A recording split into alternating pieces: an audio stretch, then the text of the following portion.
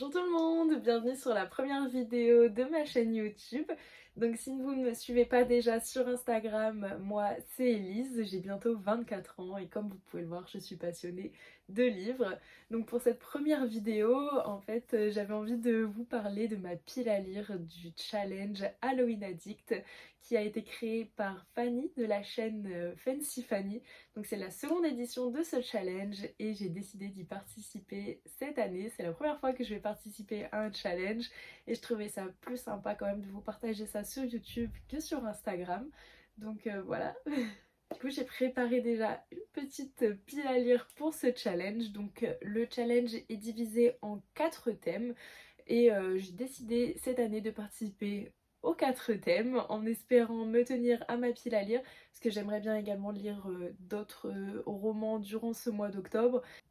On commence tout de suite avec le premier thème qui se nomme Terre du Milieu, où il fallait un roman qui se déroule dans un univers de fantasy. Donc je n'ai pas excessivement beaucoup de romans qui se passent dans des univers de fantasy parce que c'est pas mon genre préféré, mais j'ai un roman qui traîne dans ma pile à lire depuis, j'ose pas dire des années, mais je pense que c'est presque ça. Il s'agit du Prince Cruel de Holly Black, publié chez Rajo. Donc oui, c'est un roman dont on entend parler depuis des siècles sur Instagram, sur BookTok, sur YouTube et moi je me suis toujours pas lancée dans cette lecture. Donc c'est un univers, si je dis pas de bêtises, qui est en 3 tomes où on suit les aventures de Jude et du prince Cardan. Donc et ça se passe dans un univers avec des failles. J'ai entendu beaucoup d'avis sur ce roman et on en a tellement entendu parler, je pense que c'est surtout ça qui m'a freinée parce que par exemple on avait aussi un palais d'épines et de roses qui se passe avec des failles dont on a entendu parler partout et moi c'est pas passé avec moi du coup j'ai quand même craqué mais j'ai un peu peur d'avoir la même déception que pour un palais d'épines et de roses donc c'est pour ça que je repousse un peu cette lecture mais je garde espoir quand même donc c'est pour ça que je l'ai intégré dans ce thème et merci Fanny d'avoir mis ce thème parce que ça m'a un peu poussé à le sortir de ma palle sinon je sais pas encore pendant combien de temps il y serait resté.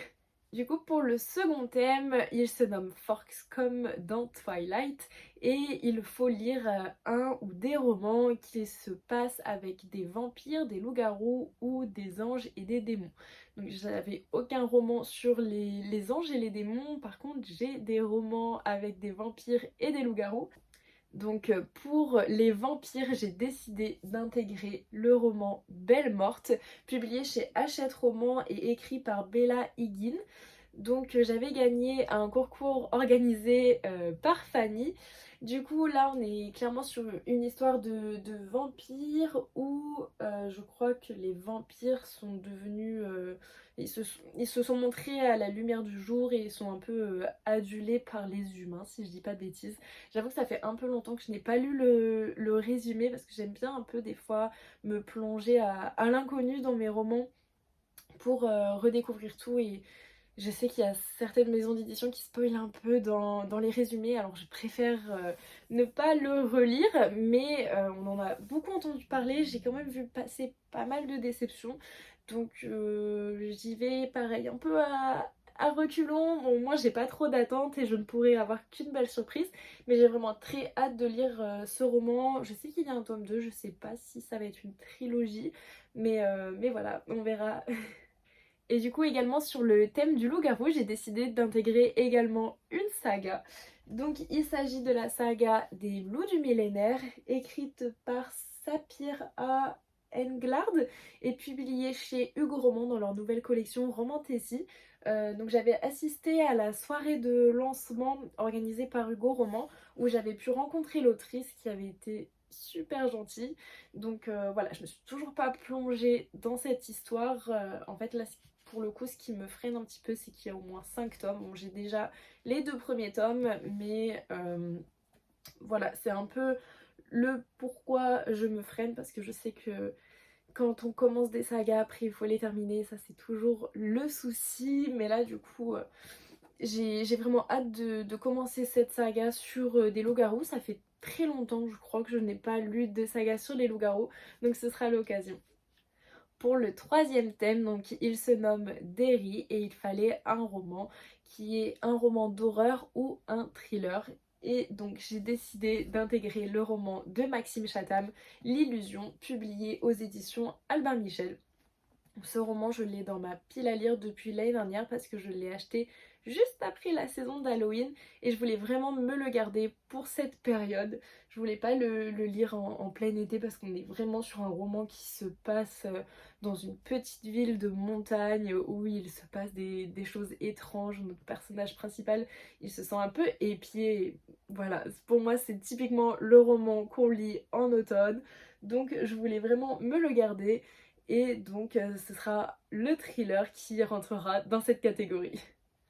Pour le quatrième thème, donc qui s'appelle Arkham, et il fallait une bande dessinée, un comic ou un manga qui se passe un peu dans un thème Halloween ou fantastique, fantasy.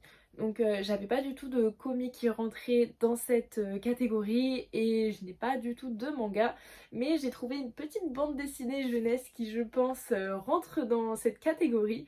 Donc il s'agit de Sorceline, publiée aux éditions Vent d'Ouest. Donc sur la quatrième couverture, j'ai vu décrit donc dragon, licorne, monstre. Je me suis dit bon, l'univers il a l'air un peu fantastique, du coup pourquoi pas découvrir cette petite bande dessinée jeunesse.